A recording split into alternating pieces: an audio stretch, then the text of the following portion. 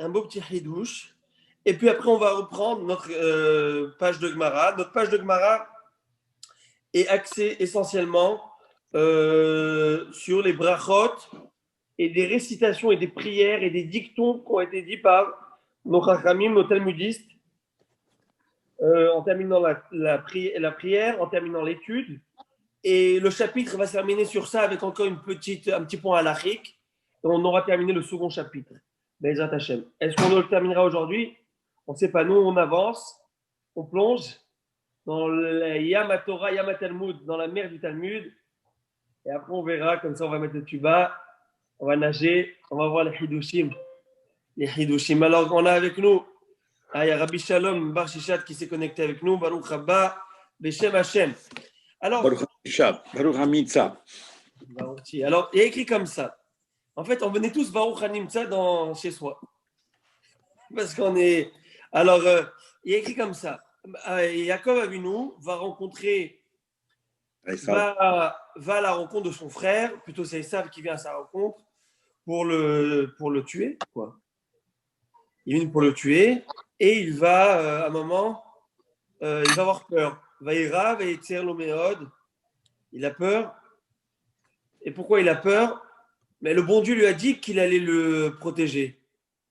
C'était quoi, il a peur? Voilà, comme il disait Shaya, si le bon Dieu il vient et te dit, eh ben, t'inquiète, tu es avec toi, ben, moi j'entre dans la bande de Gaza avec l'équipage, je veux dire, il n'y a pas de souci, quoi. J'irai à la promesse du bon Dieu, qu'est-ce qu'il y a de plus que ça? Alors, de quoi il a peur? Et Yaakov, vous savez, Yaakov, c'est celui qui envoie des anges, c'est celui qui parle avec Akadosh Baruch Hu, c'est l'élite parmi les patriarches. Je veux dire, c'est pas un homme comme nous, on peut avoir des doutes, vous savez, des mounas, ou peut-être, oui, c'est Yaakov. Et il a peur, il tremble. Et Rachid dit, ben, il a peur d'une chose. Déjà, il a peur de quoi? D'être tué, lui et ses enfants, ou de tuer Chazé Shalom, d'être amené et d'avoir le besoin de tuer son frère. Mais il a peur, pourquoi? Parce qu'il a peur que. C'est vrai que le bon Dieu lui a promis quelque chose, c'est vrai. Mais peut-être Shema Gara Mahet. La Gemara demande. La Gemara dit, de peur qu'il craint une chose, il craint que la faute. À l'époque, le bon Dieu lui avait promis une chose. Et c'est vrai qu'il a réussi, jusqu'à maintenant. Mais pour lui, rien n'est acquis. Peut-être que la faute a provoqué qu'aujourd'hui, il a pu fauter, parce que nul n'est infaillible. Et bien peut-être aux yeux d'Akadosh Baruch Hu, ce n'est plus le même Jacob. Et bien il ne mérite pas la protection divine. Et pourquoi il va dire Katonti Mikol Hasidim Mikol Emet? J'ai tout reçu. Je suis petit vis-à-vis de toi par rapport à tous les bienfaits que tu m'as donnés. Et donc, il craignait qu'il avait fauté. Et c'est ça qui est incroyable, qui est extraordinaire. Il nous apprend une grande leçon de Moussa, de morale, laquelle? C'est qu'une personne, lorsqu'elle a réussi dans la vie, naturellement, l'homme, nous tous, lorsqu'on a des réussites, eh ben, on se dit, ça va, c'est bien parti là. Le bon Dieu nous a ouvert les portes de la réussite. On est bon là. On est bon pour la suite. Mais c'est ça qu'il faut faire très attention, que rien n'est acquis, ça veut dire qu'on ne sait jamais. Tout peut s'arrêter en un instant. Combien on a vu des gens où la roue de la fortune a tourné, la roue de la santé, enfin tout. Ils étaient à un bon moment. Et maman, il y avait une fois, mon oncle, il était chez le Rav de Barditchov, pèleriné le Rav Yitzhak Levi de Barditchov, en Europe de l'Est. Et il prie, à un moment, il voit là-bas quelqu'un, un chassid, ou enfin, un Ashkenaz à côté de lui, il dit, en hébreu, Hachem, un irotse pencher. Je veux une crevaison, flat tire. Il dit, c'est qui celui-là? Flat tire. Il va le voir, il dit, excuse-moi, je t'ai écouté prier, tu criais, alors, est-ce que tu as pris dans la voiture, tu as quelque chose? Dis-moi. Il dit, non, écoutez, la vie, c'est une roue qui tourne. Moi, je suis très bien maintenant, je ne veux plus que ça tourne. Je veux un flat tire.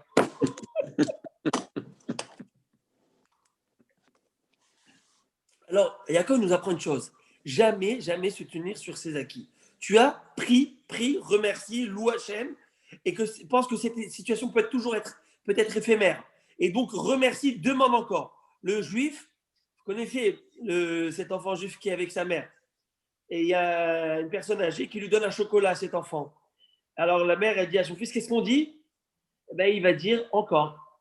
Eh ben, le Abel Israël, il dit merci, mais il dit encore. Hachem, merci, on sait que tout vient de toi, mais encore s'il te plaît. Ne lâche pas. Et c'est ça qu'on fait dans la Hamida. Dans la Hamida, on dit modim, on remercie. On dit remercie, mais on demande encore. On est modé à l'avar, mais vakesh alatil. Rambam dit, tu remercies sur le passé, tu demandes pour le futur. Tu demandes et tu supplies pour le futur. Alors c'est ça, il y a quand même nous d'apprendre une chose. Qu'est-ce qui se passe pour le présent? Le présent, c'est simplement le passé, le futur conjugué au présent. Tu demandes pour le futur de chaque seconde qui vient, n'est-ce pas? Le présent est déjà passé, voyez-vous, depuis votre Le vit le présent. Exactement. Il y a un beau dicton qui dit, il était dit en yiddish dans un chant par Mordechai Ben David, il dit le passé n'y est plus, le futur n'y est pas, l'inquiétude pourquoi? Le présent, tu n'as pas eu le temps de le dire qu'il est déjà passé, n'est-ce pas? Et comme j'ai vu quelque chose, le présent, comme son nom l'indique, c'est un présent, un cadeau. Profite de cet instant présent. Et c'est comme ça que les Chachamim vivaient. Ils vivaient de cette manière où ils avaient une histoire avec c'est le Haïdouché Harim, un grand admon. À un moment, il était dans un carrosse, vous savez, il y avait, comment on appelle ça là? Les gens, c'est comme les taxis là. Ils appelaient ça. Gaucher les fiacres. Les fiacres, voilà, il était dans une diligence, je crois que ça s'appelle. Diligence. Et là, les chevaux commençaient à devenir d'un peu dingues, ils commençaient à galoper, ils en arrivaient jusqu'à presque un fossé, ils arrivaient vers le fossé, et les gens, wow, les prières, Behaim Pinto, enfin, je ne sais pas ce qu'il y avait en Europe de l'Est, comme ça dit Kim qui disait, mais en tout cas, je ne pense pas qu'il disait comme ça, Behaim Pinto, ça je ne crois pas. Mais en tout cas, alors, et il les voit, et où est le rabbi? Détente. Alors, Béhémet, à la dernière seconde, le cocher a réussi à les faire bifurquer, ils allaient dans l'autre endroit, ils ont été sains et saufs. Alors, ils ont dit au rabbi, comment ça se fait que tu étais tranquille? Il dit, si tu as une émouna parfaite, que tu es toujours dans les mains du bon Dieu, toujours. Ce que le bon Dieu décide, et décidera, c'est bon. C'est tout, ça s'arrête là. Mais cette émouna, c'est très très fort. Je ne pense pas qu'on est tous, le commun du mortel, d'avoir vous savez, comme il dit le Hovat al-Vavot, le livre Rabbeinu Behaye qui a été écrit, c'est en Espagne, je crois, en arabe, il a été écrit en arabe. Puis après traduit par Ibn Taboun. Bon, en tout cas. Et là-bas, il a écrit que Menohat Nefesh Abotachat, que celui qui a une bitachon b'Hashem, une confiance en Hachem, il a une menoucha, il a une paix intérieure qui est extraordinaire. Toute la vie, c'est la paix. Et ça, c'est dur, c'est un travail de toute la vie. En tout cas, alors. C'est vrai qu'il y a une sombrime à la neige, mais quand tu es dans cette situation, à quoi ça sert de t'inquiéter? T'inquiéter, ça ne sert à rien. T'inquiéter, c'est juste mettre de l'angoisse. Tu es dans une situation. La situation, elle est comme ça. C'est comme ça. Alors maintenant, tu fais quoi? Ou que tu te lamentes, tu stresses, tu angoisses, tu fais une crise, je ne sais pas de quoi. Ou tu dis, Akol, Man, David, Rachmana, et Tavavid. Ce que le bon Dieu fait, c'est pour le bien. Il y a ici quelque chose de bien. Quoi? Essaie de trouver. Mais il faut avoir une certaine force de caractère pour être comme ça. Il faut avoir une force de caractère. C'est pas le caractère, il faut avoir la émouna. La émouna, ça c'est la émouna. C'est la émouna, mais ça se travaille, c'est toute une vie. Vous savez, on est tous au biberon, on a tous eu la émouna. Ok, la émouna au biberon. Le bon Dieu, mais une chose qu'on n'a pas eue, et ça il faut le travailler, c'est le bitachon, la confiance journalière. Ça veut dire qu'on a tous, tu ne crois pas au bon Dieu, Hazve Shalom. Mais on croit tous au bon Dieu. Sauf que croire au bon Dieu, c'est que d'arriver à une situation non stress. Vous savez, il y a le nouveau truc qui dit keep calm. Keep calm. Keep calm. Garde le calme. Et botéar. Et sois botéar en Hachem. Sois confiant. En tout cas, Yaakov Avinu va envoyer des présents et des cadeaux. Il va se préparer. D'accord? Il est smart. Yaakov Avinu se prépare à la prière. Il sait que c'est le bon Dieu dans tous les cas. Et la stratégie de la guerre, d'accord, nous sommes des terriens, on vit avec des gens, d'accord, on ne vit pas que dans les sphères célestes. On sait que tout se passe par la sphère céleste. Et le résultat, c'est le bon Dieu qui décide. Mais moi, je m'entraîne à la guerre et aussi au cadeau. Le cadeau, c'est le pot de vin et vous savez, il nous a pris Yaakov Avinu. Vous savez, c'est pas que on va dire le pot de vin, le shohad. Mais il nous a appris à Yaakov que ça marche très bien avec les autres. Et tant que les gentilshommes prennent ça, c'est une bracha. Parce qu'il y a des situations où ils ne prenaient plus ça. Et bien, tant qu'ils prennent ça, c'est une bracha. Une bracha parce que tu peux les acheter. Dès le moment où ils ne prennent plus, ça peut être grave. Et Jacob nous a appris ça, que Esav, il a vu, il va envoyer des cadeaux, du bétail, du menu bétail, des chameaux, etc., avec un espace entre chaque troupeau. Pourquoi? Déjà, c'est psychologique. Vous savez, vous aimez quelqu'un, vous aimez votre fils, vous aimez votre femme, vous aimez. Il ne faut pas tout lui donner en un coup. Tu donnes tout en un coup, tu l'asphyxies, tu l'étouffes. Il faut lui donner le temps de digérer le cadeau, le voir et donner la hashivut à la chose. L'importance. Alors, il envoie un premier troupeau. Il attend quelques minutes, quelques lieux, et deuxième troupeau. Le temps de gérer, de comprendre le message. Et là, le cadeau est bien plus apprécié. C'est comme le bébé. Tu lui donnes le biberon à la titine. Tu ne veux pas le goulot, tu lui verses. Ça va être noir. Tu lui donnes à la tétine et là, il apprécie la chose. Donc déjà, il nous apprend ça. Mais plus encore, regardez quelque chose que vous allez aimer, $1 million. Je pense que je l'avais dit à l'époque. C'est un hidouche, non pas de moi, mais de Rabbi Nachshon Gaon. Les Géonim, vous savez, c'est les rabbinim qui ont vécu à l'époque pré-médiévale. Ça veut dire environ au 9e siècle. Ils vivaient en Mésopotamie, c'est-à-dire Bagdad, etc. là-bas. Et puis après, c'est les Géonim, d'accord? On connaît tous Rav Shrira Gaon, Rabbi Nissim Gaon, Rabbi Saadia Gaon. Très connu, très connu. Mais il y a un qui s'appelle Rabbi Nachshon Gaon. Il pose une question intéressante. Il dit, si vous voyez dans les cadeaux que Yaakov a envoyés à son frère Esav, alors je vous lis ce que la Torah nous dit. La Torah nous dit qu'il a envoyé 200 chèvres femelles et 20 chèvres mâles. Donc c'est un mâle pour 10. 200 brebis et 20 béliers, 30 chamelles allaitantes avec leurs petits, 40 vaches femelles et 10 taureaux, et 20 ânes et 10 ânes mâles. 20 ânesses, quoi, femelles. Et ça fait, si tu faites le compte, en tout, ça fait 220. 220 bêtes. Voilà. Et il dit, pourquoi 220 bêtes? Qu'est-ce qu'il y a dans 220? Et là, il va faire des mathématiques. Et il va dire que les facteurs propres à 220, c'est-à-dire quoi un facteur propre? C'est-à-dire des nombres entiers qui vont diviser ce nombre. Alors 220 est divisable par lui-même. Tout nombre est divisable par lui-même. N'est-ce pas? Pas des nombres pairs. Alors on va voir les nombres. On va voir les facteurs propres à 220. 2. Alors tous les nombres qui sont inférieurs à 220. Alors le 1, tous les nombres 2, pairs. Non, même si ce n'est pas pair. 4, 5, 10, 11. Bon, vous allez faire le calcul, ok?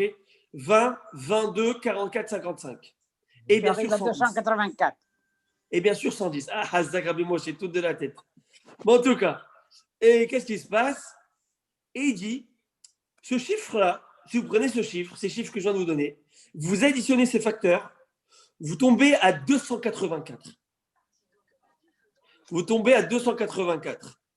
Maintenant, vous me direz alors, Baruch Haba Rabbi Mordechai. Alors 284. Maintenant, prenez 284 et ils sont divisibles par des facteurs, encore une fois, et des nombres entiers. Par quoi? Par 1, 2, 4, 71, 142. Si tu additionnes la somme de cela, ça fait 220. Alors 220, c'est les facteurs, les nombres qui sont divisibles, ils donnent la somme 284. 284 donne 220. Il appelle ça en hébreu minyan ne'av. En français, et rentrez je vous en prie sur Wikipédia, je suis parti, ça s'appelle des nombres amicaux. C'est les premiers nombres amicaux. Des nombres amicaux. Amical. D'accord. Ma chère amicam. Amicaux. Voilà. Oui, d'accord, j'ai compris. Le pluriel de amical.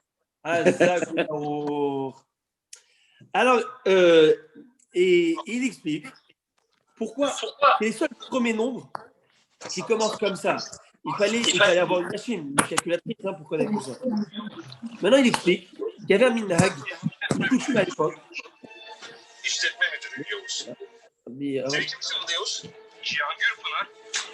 Attendez. Il n'y a pas longtemps qu'ils n'ont pas fermé. Voilà. Est-ce que vous m'entendez là? Voilà, super. Il y avait un minhag que lorsque quelqu'un aimait un ami, appréciait un ami, et veut lui envoyer un cadeau de valeur, un cadeau qui nous montre qu'il apprécie vraiment, qu'il est attaché à lui. Il a envoyé un cadeau avec un nombre et il gardait l'autre nombre amical chez lui. Comme pour lui dire, il y a quelque chose qui nous relie. Et bien voilà, 220, c'est ce qu'il lui a envoyé. Et lui, il a gardé apparemment 284. Vous allez me dire, mais d'où tu sais qu'il a gardé 284? Alors, il y a un petit haïdouche encore. Écrit dans le Passouk que Yaakov a donné ses instructions à ses serviteurs.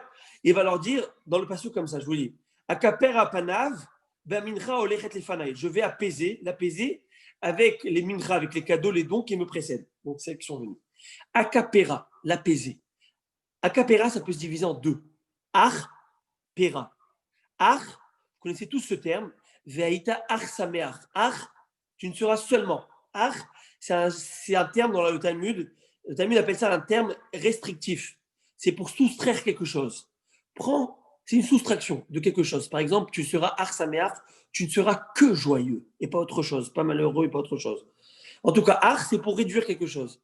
Enlever du mot para, achapera, para, c'est 285, enlever une unité, ça fait combien? 284. Alors, il a envoyé 220, il a gardé 284 pour montrer l'amitié et l'amour et la fraternité qu'il avait pour son frère. Moi, je trouve un très beau chidouche. Voilà, à l'époque du 9e siècle, comment le Rav Bin Nachshon Gaon nous donnait déjà ce chidouche dans les chiffres. C'était pas stam comme ça des chiffres, des nombres. Maintenant, on y va. On va commencer, on va reprendre notre Gemara. Baruch haba Rabbi David. Alors, monsieur Znati m'envoie des nombres entiers distincts sont dits amicaux ou amiables si la somme des diviseurs propres de l'un des diviseurs autres que lui-même égale à l'autre. Zak ou Baruch. Merci Rabbi. Alors, on y va. On reprend la Gemara, page 17, folio A, et on est dans la prière des Rabbanim. On y va. Nous sommes environ à la 4e ligne. On a la 5e ligne. Rabbi Alexandri Batar Soté Amarachi. Souvenez-vous, on avait dit lundi que la prière se termine au premier Iyul Ratson. Là, la Amida, le Shemona Esrei est terminé. Tout ce qui vient après, Elohim et Tzor les Shonis, ce sont des prières personnelles. Et beaucoup de Chachamim avaient leurs prières à eux, disaient dans leurs mots. Alors là, il y a un recueil de prières qu'on pourrait utiliser. Nous, dans le Sidour, c'est déjà une prière, mais on peut utiliser toutes ces prières. C'est écrit comme ça. Rabbi Alexandri, Batat Sloté Amarachi. Le Rav Alexandri, après sa prière du Shemona Esrei, disait ceci. Je ne sais pas si ça vous... Peut-être ça peut vous... Alexandrie, c'est peut-être un nom un peu, on va dire, pas très juif, non? Ça vous dit pas... À votre avis, d'où ça sort ce Alexandre? Pas très catholique, hein? Shalom. Mais en tout cas, c'est quoi Alexandre? Oui, rapidement, écoute. Je sais une petite histoire là-dessus. Je sais que quand Alexandre est arrivé à Jérusalem, il a eu à saluer le grand prêtre de Jérusalem qui est venu l'honorer, puisqu'il était un roi, un empereur. Alors, et quand il a vu qu'il l'a honoré, l'empereur est descendu de son cheval, il est allé saluer le prêtre et il s'est mis à genoux devant lui. Oui, tout à fait. Mais alors, c'est exactement cette histoire, c'est à ça que je faisais référence. Mais il y a un petit détail qu'il faut rajouter. Petit détail, c'est que, et ça tombe bien parce qu'on c'est en rapport à Hanouka, la semaine prochaine, Bezrat Hashem. Justement, il faudra voir, Rabbi Marc, qu'est-ce qu'on va faire les shiurim, parce que ça dépend.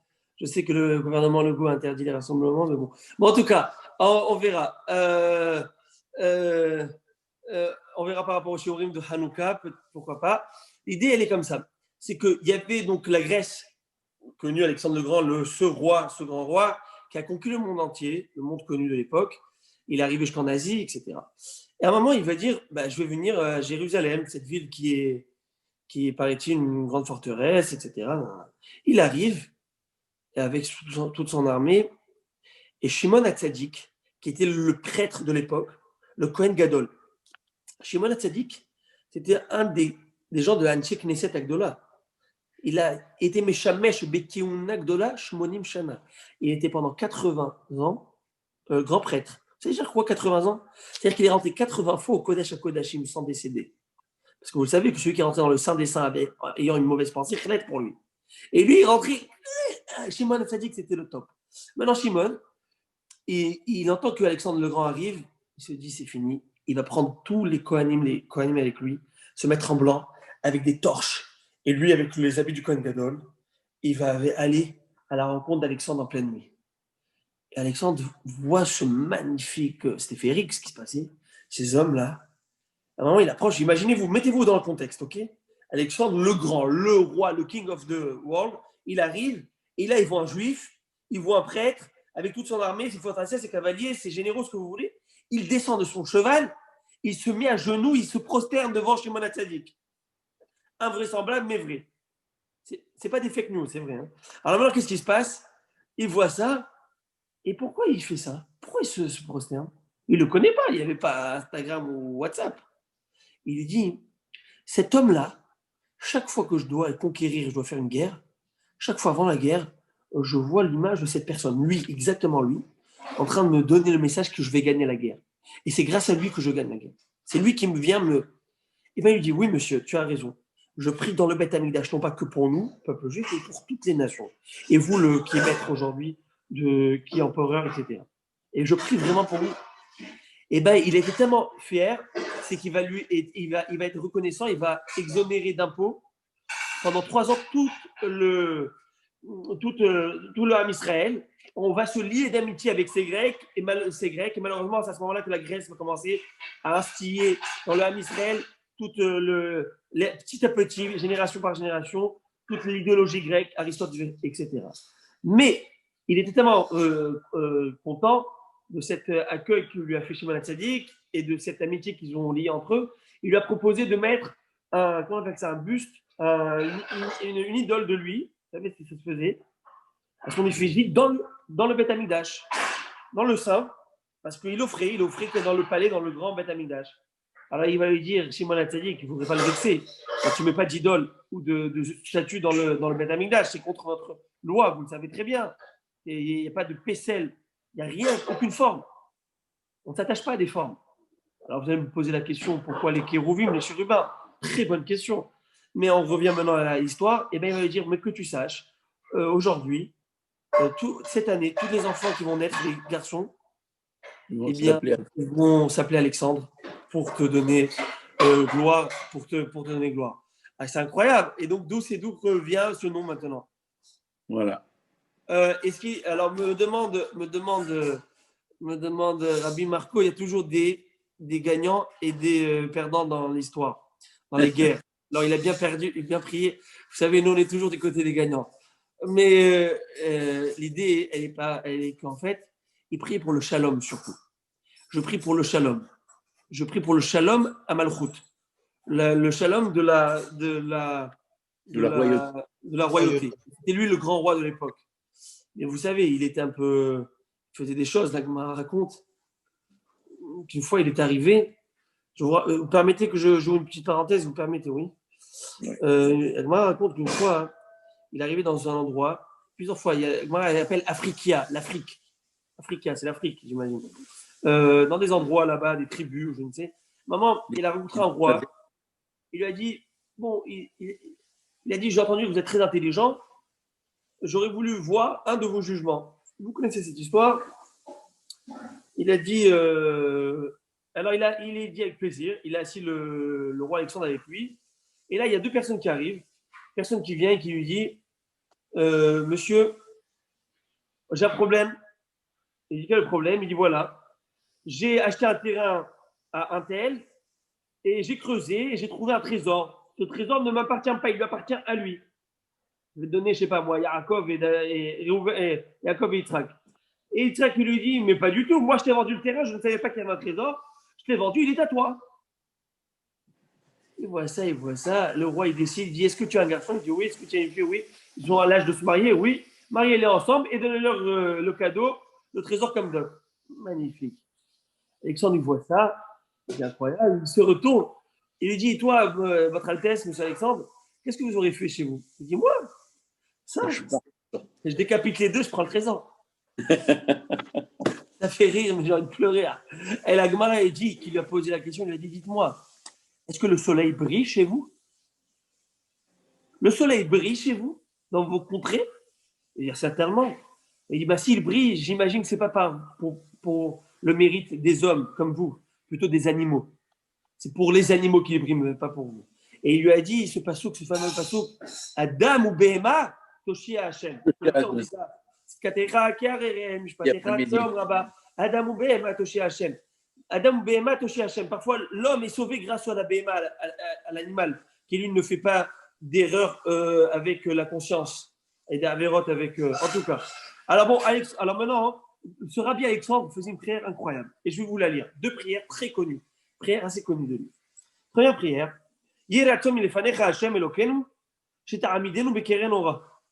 Alors que soit ta volonté, Hachem, notre Dieu, que tu nous fasses tenir dans un coin, Keren Ora, un coin éclairé.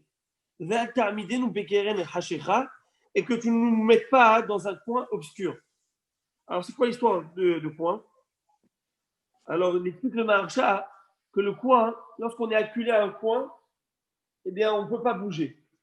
On est bloqué. Eh bien, dans notre galoute, dans notre exil, on est bloqué. Fait que notre galoute soit au moins un peu éclairée, qu'on ait un peu de douceur de la vie. Ça suffit d'être écrasé.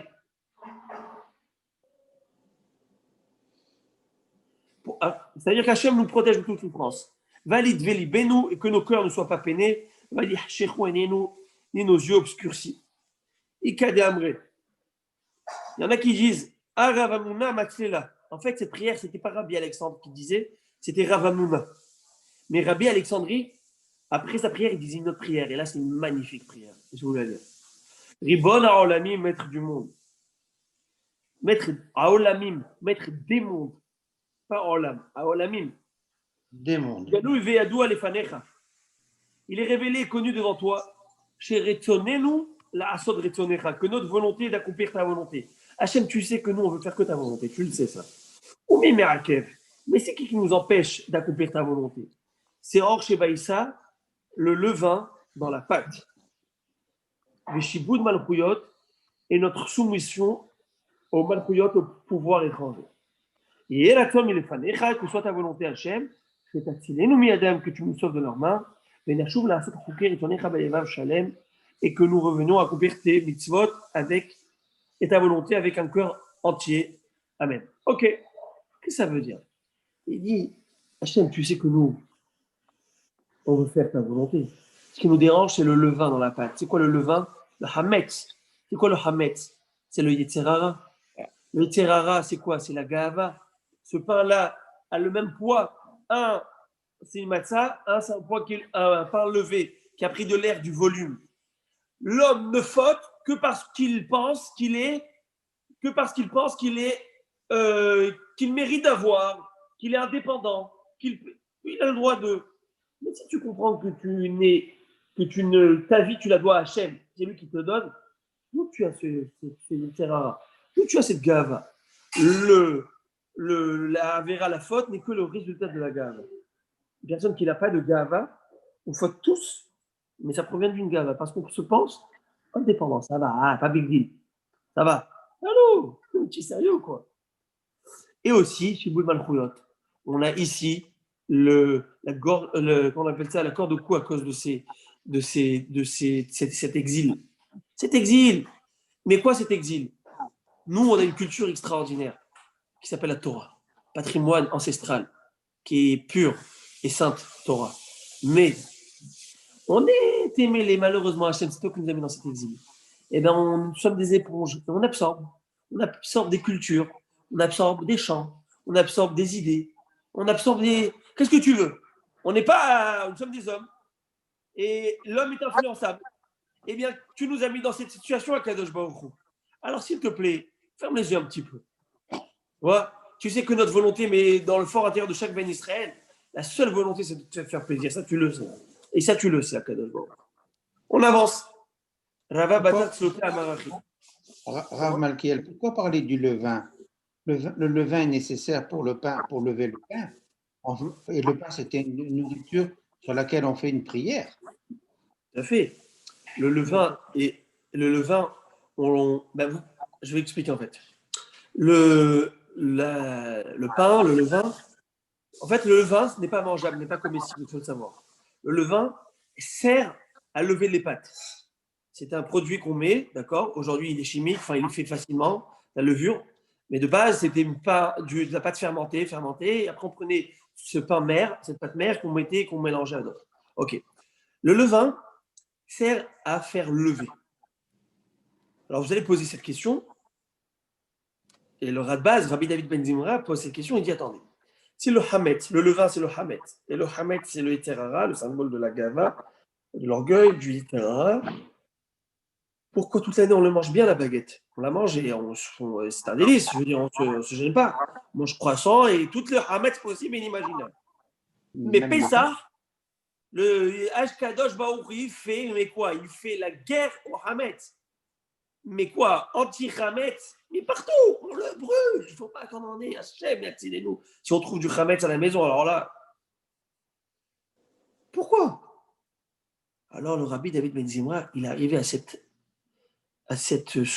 raison. Il a dit, je ne peux expliquer si ce n'est que d'exprimer et de symboliser que le Hametz, c'est le Yetzirah. C'est la Gava.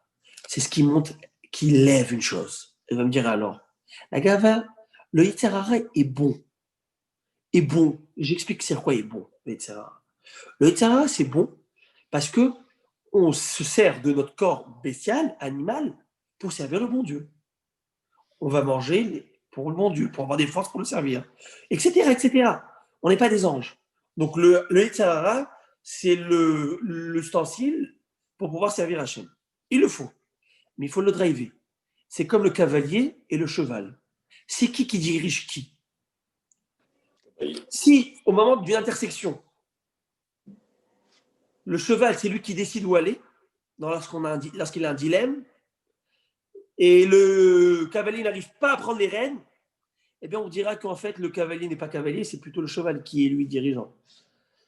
Mais lorsque, au contraire, c'est le cavalier qui prend les rênes et qui tire à droite ou à gauche, alors on dit bien sûr c'est lui l'animal et c'est lui le maître.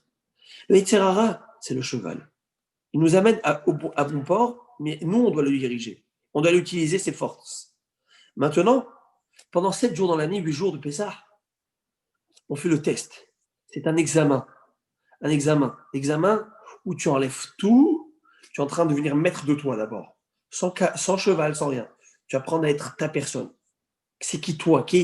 Après que tu sais qui es-tu, tu sais quels sont tes objectifs, là tu peux monter le cheval et tu peux aller vers ton objectif. Et c'est ça l'idée. Et pourquoi? Vous savez quoi, maintenant qu'on est dedans, on y va. Vous allez me dire, mais pourquoi Pessah? Pourquoi maintenant? Pourquoi maintenant Pessah?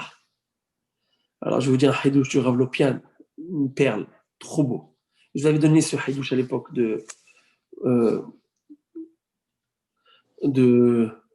vous avais parlé de ça à l'époque, qu'on appelle ça, à l'époque de Pessah, de bile. La bile d'estomac. Oui, la bile qu'on a dans l'estomac, dans le foie, qui gère les émotions, qui gère les choses. Oui, mais encore une fois, c'est une allégorie, n'est-ce pas? C'est une allégorie qui est déjà à l'époque, la bile, va chercher la bile à l'époque. Ok, mais là, c'était quelque chose qui est très palpable, d'accord? Compréhensible. Plus pas shoot. Mais Rabbi Aaron Mintsuti me dit, de parenthèse à parenthèse, on est arrivé au bout de la parenthèse. Mais je reviens à la Gemara, 2 petites secondes. Ça fait partie de notre limoud. Pourquoi Pessah? Pourquoi à ce moment-là, on doit enlever le... Explique. Vous avez tous fait, j'imagine, on a tous fait un peu de natation. Maintenant, quand on était jeune, je suis jeune, on est tous jeunes.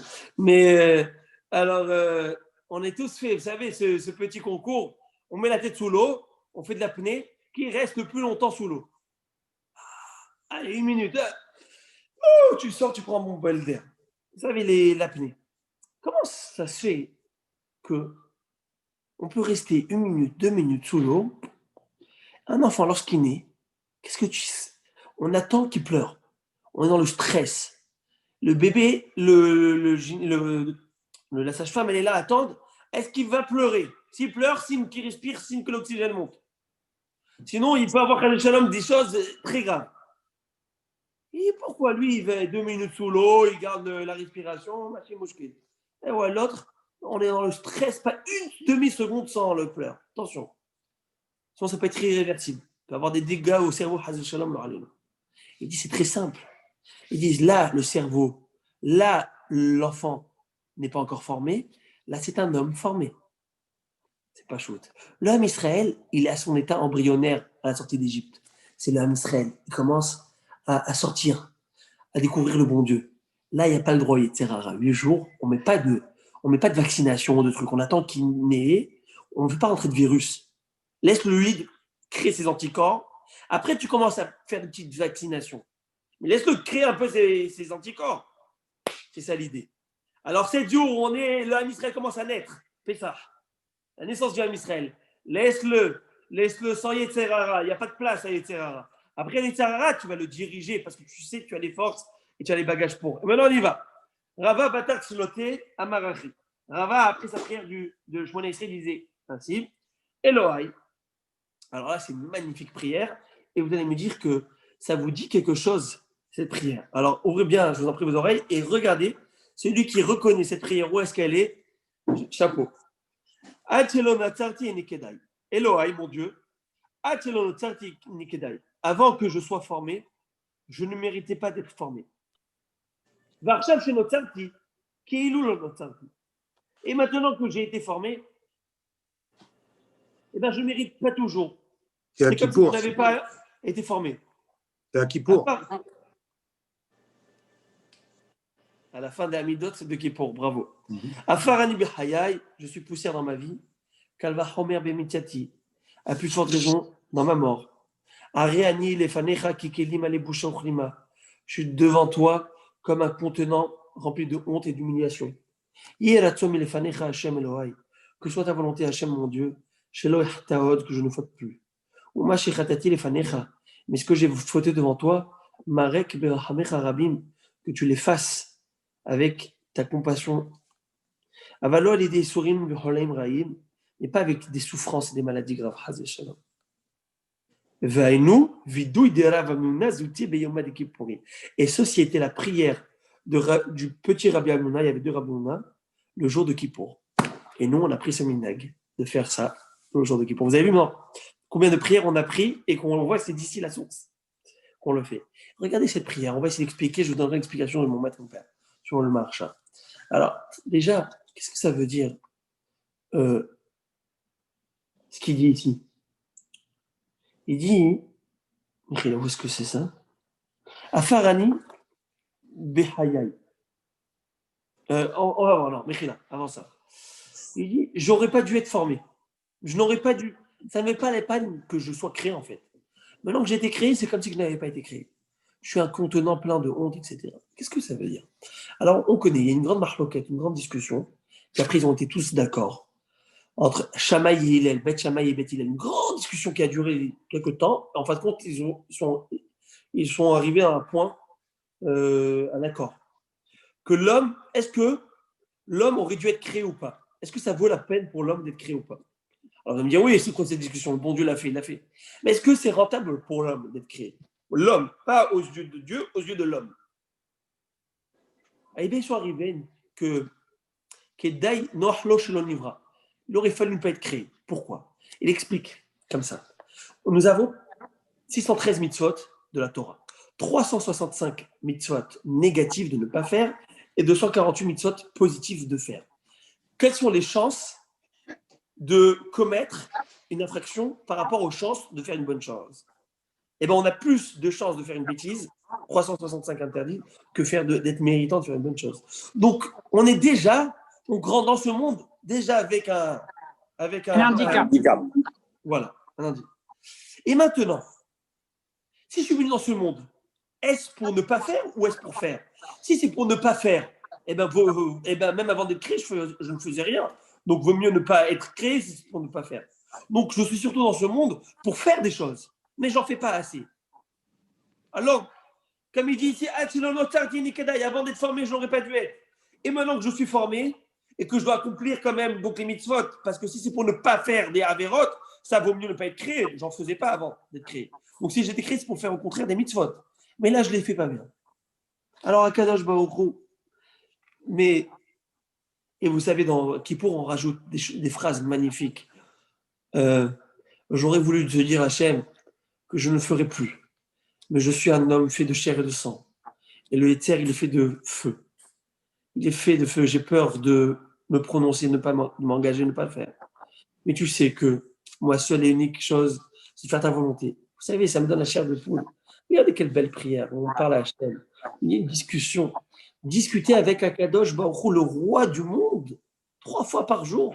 Vous savez, il y a un rave qui s'appelle Rabbi Pesach Kron, très connu, conférencier américain, très connu. J'adore, je vous invite à écouter ses discours, ils sont magnifiques. Bon, il parle anglais, alors pour les Anglais comme moi. Mais en tout cas, et il raconte une histoire qui m'a touché. Sa belle-fille, il a une belle-fille qui enseigne dans un Bet Yarakov, dans une maison, dans une école de filles. Je crois que c'est en Philadelphie ou je ne sais pas où là-bas, en Amérique. Et c'était à l'époque, donc, elle est rentrée. C'était Elul. Elul, c'est le mois des prières, des selichot, des prières, etc. Notre communication avec Akadosh Baruch Hu est plus, on va dire, intense, étroite. Et là, elle va à un moment prendre le téléphone en pleine classe. Les filles n'avaient pas l'habitude de voir leur maîtresse avec un téléphone.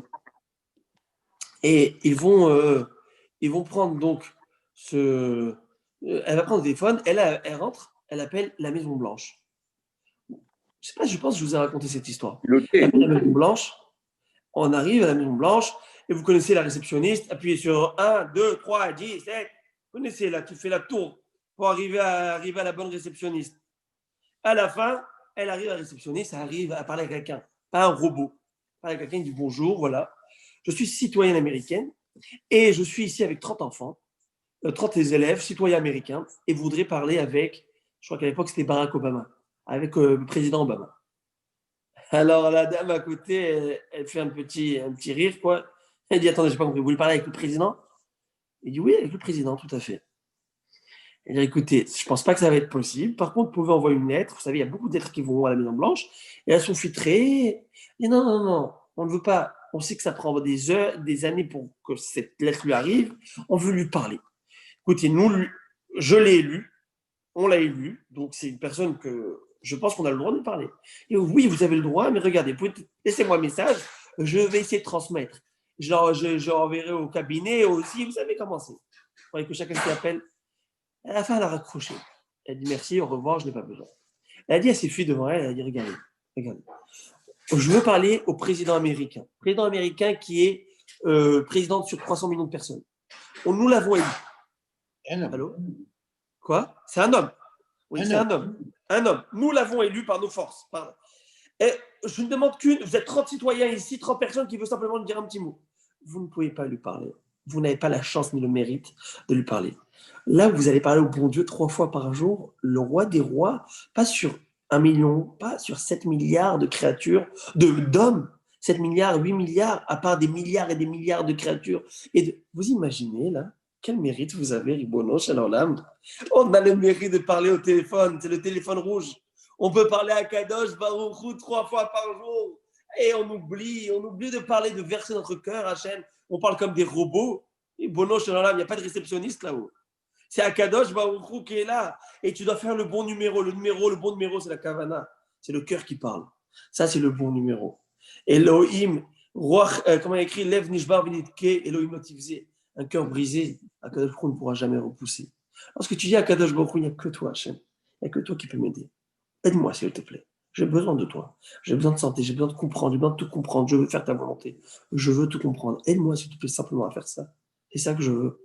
Eh bien, Akadosh Baruch Hu ne peut pas rester indifférent, à l'instar d'un père qui ne peut pas rester indifférent à l'appel de son fils, à l'appel SOS de son fils. Ça, c'est impossible. Et ça, c'est ce que l'âme Israël, il est. Il y a écrit comme ça. J'ai la chair de poule de parler de ça. Ça me touche parce que c'est bémet. On a, on est un peuple qui ont Kochobépé, Hayref Pipiot Be'adam. On a Hayref Pipiot. On a des glaives qui sortent de notre bouche. C'est quoi des glaives? Ça veut dire, ça peut percer les cieux, Et regardez, je revois quand je vois les informations, je ne vous mens pas, le matin, je vois un peu des informations, et je vois ce que Akadosh Baruch Hu, il nous envoie maintenant, là, les accords d'Abraham, et tout ça. Combien il faut remercier Akadosh Baruch Hu? Combien il faut remercier vous croyez que c'est quoi? Vous croyez que c'est que de la diplomatie? Mais ce n'est pas de la diplomatie. Avec ces gens-là, la diplomatie ne marche pas. C'est que parce qu'Akadosh Baruch Hu lève à Melachim Vasarim Beyad Hashem, les cœurs des dirigeants et des rois et des présidents sont dans les mains d'Hachem. C'est Akadosh Baruch Hu qui ouvre les portes. C'est Hachem. Et on fait, on prie, on prie, on prie. Et ces prières ne sont pas, Hachem ne reste pas indifférent. On ne les voit pas peut-être à l'œil, nous, on ne sait pas, on ne comprend pas. Parce qu'on n'a pas toute l'image. Akadosh Baruch Hu ne peut pas rester indifférent à ces prières. Et là, on avance avec votre permission. Mort Béré des Ravina, qui va Misayim Tzloté. Et cette prière, celui qui la reconnaît, vraiment, il est très très fort.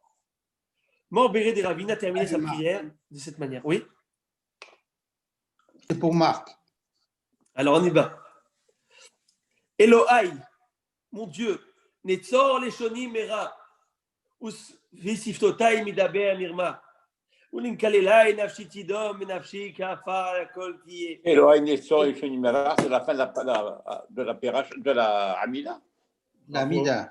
La fin de la Amida, de toute Amidot qu'on fait, à part les Kippour. C'est cette Beracha de Mar Béré de Ravina, le fils de Ravina. Ravina, c'est, je vous ai dit, celui qui a écrit le Talmud, son fils. Et ben, quand il y a un papa comme ça, c'est certainement que tu écris des prières pareilles. Et il va dire à Hachem, regardez comment c'est beau. Regardez comment c'est beau ce qu'on dit tous les jours. Et parfois, on lit comme une machine. Et là, quand j'étudie ça, regardez, Elohai, mon Dieu, Netzor Leshonimera, préserve ma langue de mal. La bouche du mal. Ma langue, les shonis, c'est ma langue, Mera du mal. Visif Totai Midaber Mirma, et mes lèvres d'exprimer de la tromperie. Velim Kalelai Nafshi Tidom, et envers ceux qui me maudissent, que mon âme soit silencieuse. Venafshi Ka'afar la Koltiye, et que mon âme soit pour tous comme de la poussière. On va comprendre ça dans une minute, une seconde. Petah libi, là tu vas te dire quoi? Je dis ça moi tous les jours. Petah libi betoratecha, ouvre mon cœur à ta Torah. Ubi mitzvotecha tirnof nafshi, que mon âme poursuive tes mitzvot. Et là il rajoute des choses qu'on ne dit pas. Vetatileni mi pegara, et sauve-moi de tout incident mauvais. Mi yetzara, du mauvais penchant, mi yeshara, d'une mauvaise femme. Oh, une mauvaise femme. Oh, c'est le pire ça. Ou mikol raot, amid rakshot lavo barolam. Et de tous les mauvais événements qui peuvent venir dans le monde. Des kol hachoshim alaïra, et tous ceux qui planifient, qui complotent contre moi du mal, mais Ra feratzatam, annulent rapidement leurs mauvais conseils, les calquels marchevotam, et sabotent leur complot. Que les paroles de ma bouche et les pensées de mon cœur trouvent faveur devant toi, Hachem Tsuri Goli, Hachem mon roc et mon rédempteur.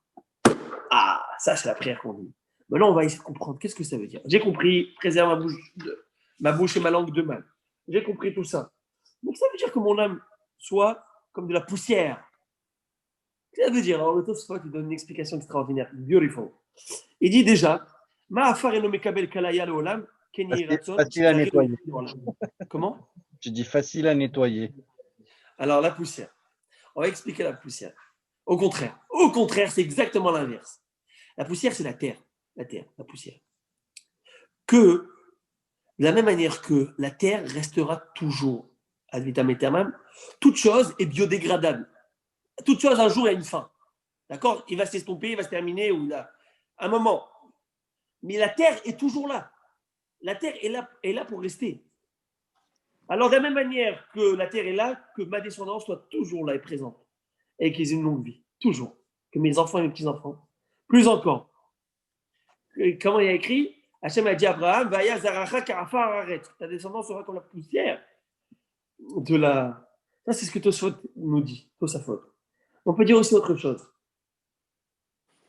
La poussière, tu l'écrases, ça lui fait rien. Ben, ça accrochera à ta semelle. Tu ne peux pas l'enlever. Akadosh Baruch Hu, il a mis comme cette poussière. Poussière, c'est incroyable. Elle est partout, cette poussière. Il nous a dispersés. Parce que même s'il veut quelqu'un faire la solution finale ici, il n'arrivera pas. La Ben Israël est toujours sur terre. Toujours ici. Mais il y a quelque chose de plus encore. Je veux vous écouter. C'est que le Afar, la poussière, la terre, ça a l'air quelque chose de simple. Et tu prends de l'eau et tu en construis des briques. Et tu peux faire des châteaux avec. Tu peux construire des choses extraordinaires. Et l'eau, c'est quoi? Si vous permettez, c'est mon explication que j'ai voulu donner. L'eau, c'est l'eau de la Torah.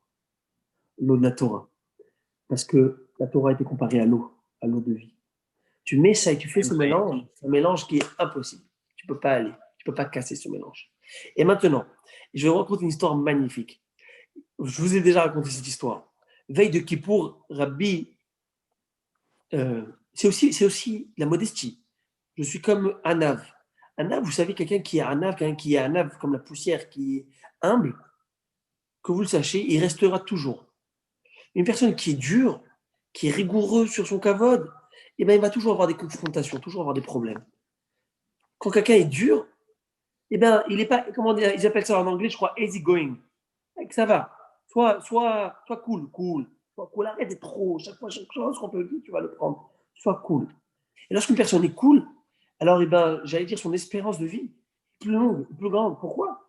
Parce qu'il ne prend pas toutes les choses à cœur. Ça va. Alors, je vais vous raconter une histoire sympathique. Il y avait Rav Yonatan Béchitz. Habituellement, il priait dans sa ville. Lui, il était le Rav de Metz et aussi de Francfort. Et en tout cas, ce Rav-là, un jour, il n'a pas pu être kippour dans sa synagogue, il était dans une autre ville. Il arrive à la synagogue et il s'assoit à côté de quelqu'un, veille de kippour, et ce quelqu'un, il dit comme ça: Elohai, Netzor, Leshon, Mera, Hachem, s'il te plaît, écoute mes paroles. Et mon âme, c'est comme de la poussière. Hachem, je suis de la poussière. Hachem, je suis rien devant toi, je suis de la poussière. Et il répète, chaud de larmes. Le Rav voit ça, il va voir le gabaï de la synagogue, et il dit, monsieur le Gizbar, il va lui dire, écoute, moi je veux m'asseoir s'il vous plaît à côté de cet homme. Il m'a beaucoup inspiré. Regardez quel anava, comment il prie, je voudrais être à ses côtés, s'il vous plaît. Il n'y a pas de problème, le Rav demande, on l'assoit. Maintenant, c'était la créature, la lecture de la Torah, on fait monter les gens. Alors à cette époque, ils faisaient monter, ils ne vendaient pas. Je ne sais pas pourquoi. Dans cette histoire, ils ne vendaient pas les mitzvot. Et à un moment, le Gaba, le Gizbar, le Parnasse, il fait monter cet homme. Et vous savez, la meilleure aliyah selon la halakha, la plus belle, la top, c'est le chichi. Chichi, c'est le meilleur. Et le gars, il a fait monter, il a fait monter quelqu'un d'autre, chichi. Et lui, il a mis je ne sais pas, il a mis un mossier, il faut une autre montée. Il faut voir ce qu'il lui a fait, la chouma qu'il lui a fait. Je dis, mais qui tu es? Tu n'as pas honte. Tu sais qui je suis, moi? Mais tu sais, toi, mais tout, il a incendié. Pendant qu'il pour. Parce qu'il n'a pas fait son kavod, il a touché sur son kavod. Le Rav Yonatan et Béchitz, il voit ça. Il dit, je ne comprends plus rien. Et veille de Kippour était en train de dire Hachem, la poussière. Et là, il est en train de l'incendier, de faire la honte devant tous. Ce truc, il ne va pas. Il va le voir. Dis-moi, je me suis assis à côté de toi parce que tu parlais de ça et je ne comprends pas. Il dit, mais moi j'ai dit au bon Dieu que je suis la poussière, mais pas cet imbécile. Ça, c'est. Alors, je vous avais raconté ça à l'époque, cette histoire. Et maintenant, pourquoi je vous dis ça? La hanava, comme je vous ai raconté, la hanava, la modestie, c'est pas envers Dieu. C'est normal que tu sois demandé modeste envers Dieu. Espèce d'intelligent. Qu'est-ce que tu as pour avoir la gava devant Dieu? Qui tu es? Tu es rien. C'est ridicule. La modestie, c'est devant les hommes, pas devant le bon Dieu. Devant le bon Dieu, c'est normal que tu en aies. Si tu n'en as pas, c'est grave. Tu es débile. Mais d'être. En tout cas. Mais malheureusement, il y en a beaucoup de débiles comme ça. Maintenant, on avance. On est tous un peu comme ça. Alors, on avance. La Gemara raconte une histoire. Une autre histoire, encore une autre prière. Et on terminera le jour avec. Bon, regardez comment le bon Dieu est fait. Moi, je pensais terminer aujourd'hui le chapitre. Et je vois que non, on n'a pas terminé le chapitre. Mais Hachem m'a bien d'apprendre une belle leçon de Moussa. C'est une Gemara dans Masechet Sanhedrin, page 26. Folio B, là-bas, il y a une Gemara, vous pouvez voir le Rachis. Celui qui ne croit pas qu'il aille ouvrir, en tout cas. Alors, sur ce, il dit, c'est écrit comme ça. Mais faire Atzat Arumim, Akadosh Baruch Hu, il enlève, il défait les conseils des rusés. Et Chachamim, il dit là-bas, même dans les divrei Torah. Tiens, voilà, il ne me croit pas. Aaron, vas-y, ouvre, page 26. Dafka Vav, j'espère. Ne me fais pas l'archouma devant tous. Attention, hein. Allez, vas-y, ouvre. Dafka Vav, vas-y, Dafka Vav. Tu l'as ou pas? Tu arrives à croire que je l'ai sur mon bureau? Tu l'as sur ton bureau, c'est un signe de Dieu. Ouvre. Masechet Sanhedrin, Dafka Vav. 26. Hamoud Bet, folio B, je pense. Alors, dès que les lignes commencent à s'élargir, normalement. 26. 26, Hamoud Aleph ou Bet? Hamoud Bet, folio B. Ok, c'est bon. Ok, alors au milieu de la page, il y a un pasouk, mais faire Atzat Arumim, tu l'as? Quand ça s'élargit? Ouais, juste avant. Bon.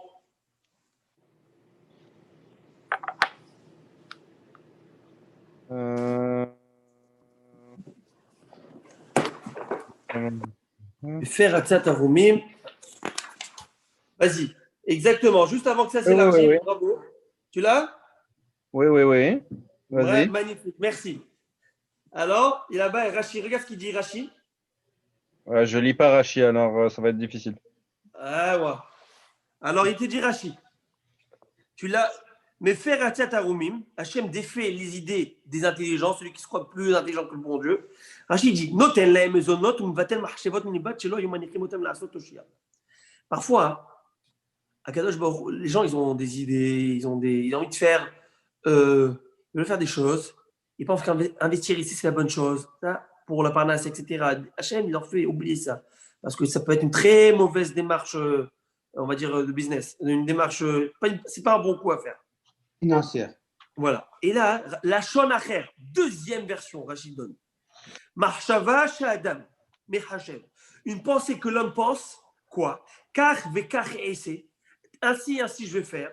Kach vekach ta'ale beadi. Et ainsi je vais faire dans ma main. Ça veut dire je vais réussir à le faire. Mo'elet le'ashbit hadavar shel marchavot mitkayemet filou d'idvar Torah. S'il pense faire et qu'il va réussir, il dit je vais faire ça. Vous savez, le gars, il est bien, c'est carré. Ouais, je vais arriver ici, mon goal c'est là, et je vais arriver à cette date-ci, je vais faire ci. Ça ne va pas marcher. Ne crois pas trop intelligent. Ne te donne pas trop de goal à des moments trop précis. Et il dit, Rachid, à Philou, le vrai Torah, et même pour la Torah. C'est quoi même pour la Torah? Celui qui dit que de tel jour à tel jour, je vais terminer cette page du traité, et bien, de fait d'avoir dit ça, tu n'auras pas terminé. Pourquoi? Hachem, il t'apprend une chose. Même de quitter cette pièce et aller à l'autre pièce, tu as besoin de moi. Alors, dis Bezrat Hachem Blineder, on va essayer. Et c'est vrai que ça arrive. On va essayer. Mais la vérité, je vois que moi, je pensais faire plus vite, mais on ne peut pas faire plus vite. C'est de tellement belles phrases de Gemara qu'on va les laisser comme ça. Parce qu'on n'a pas le choix que de s'arrêter, prendre le thé, le café dessus et de s'investir. Et de comprendre un petit peu tout ce qui est écrit. Alors voilà, moi, Rabotai, it was a pleasure for me to learn with you this night. C'était vraiment un plaisir total. C'était un kiff. Et j'espère qu'on va pouvoir avancer et voir des beaux Hidushim lundi, si Dieu le veut. Alors, lundi prochain, il y a Shiur. Jeudi soir prochain, normalement, c'est de la Katnerot Hanouka. Ça change quoi? Hein? Ça change quoi? Ça change rien. 8 heures? Non, parce que c'est vrai que la Dlaka se fait plus tôt. Ouais. Bien sûr. Et le Shiur, c'est. Alors, Bezrat Hashem Blineder, normalement, il y a Shiur. Si jamais il n'y a pas, on en verra spécialement. Mais normalement, le cours y est. Bezrat Hashem, j'espère avoir un petit swing à droite ou à gauche pour qu'on puisse partager ensemble ce shiur. Kol Tov et Hatzlacha Rabba. Chazak ou Baruch, Shabbat Shalom. Shabbat Shalom. Shabbat Shalom.